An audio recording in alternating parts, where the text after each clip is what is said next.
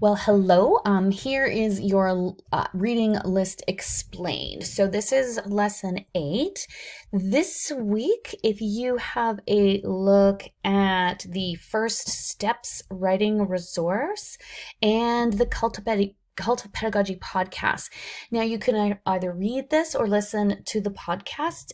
It's a step-by-step plan for teaching narrative writing, and I think it's an excellent summation, and I allude to it in the lecture. So do have a look through that. I just want to go to this First Steps Writing Resource because I think it is a kind of an amazing resource.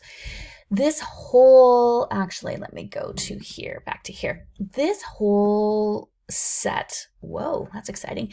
This whole set of resources from the Department of Education in Australia actually it's really well done. And again, these are vetted sources for you. So you don't have to, look through the 600,000 resources around reading and writing. You have some great resources right here.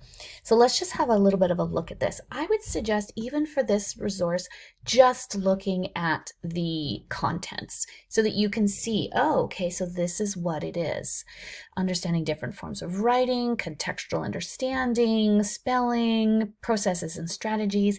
So then when you go, oh yeah, I really want to, I really want to dive into some spelling. How can I actually do that effectively? So that is a really good overall resource for you to have, and especially to put on your ePortfolio so that when you're out in practicum, you can get to this resource quickly. Okay, so those are the two for this week. So the Cult of Pedagogy and then the First Steps Writing Resource. Have a look through, and then have a look through those pages if you have time. Okay, lesson 8, assessment. Again, these are the Natalie Rogier documents that I allude to in the lecture. So again, put those on your ePortfolio. They're a great overall resource for assessment, not only in ELA, but in other subjects. This is Rubistar, the rubric site that I also went through in the lecture. Again, have a little bit of a go with it. See what it can do for you. And the grammar rules every teacher should know. I think when you're talking about assessment in ELA, if you as a teacher don't know some of the grammatical rules, you got to do something about that. So where are my, I'm just going to cruise through here. I had this up. Hang on, grammatical rules. Oh yes, that's what I was going to do. I was going to show you how to get to it. So when you Wow. Oh, I see. It's flipping to my second screen. Hang on, folks. I'm just going to make that a little bit smaller. And here we go.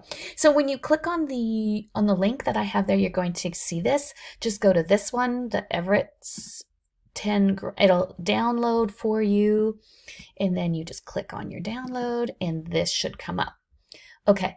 So again, grammar rules every teacher should know.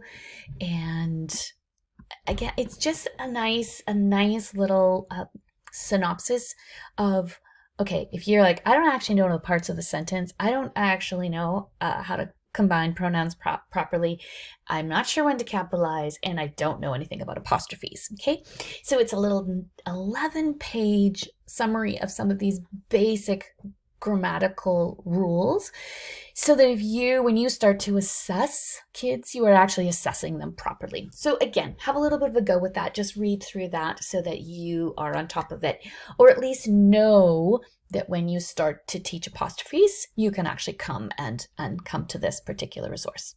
All right, I'm just going to go back to the reading list, and that is it for this week. Enjoy.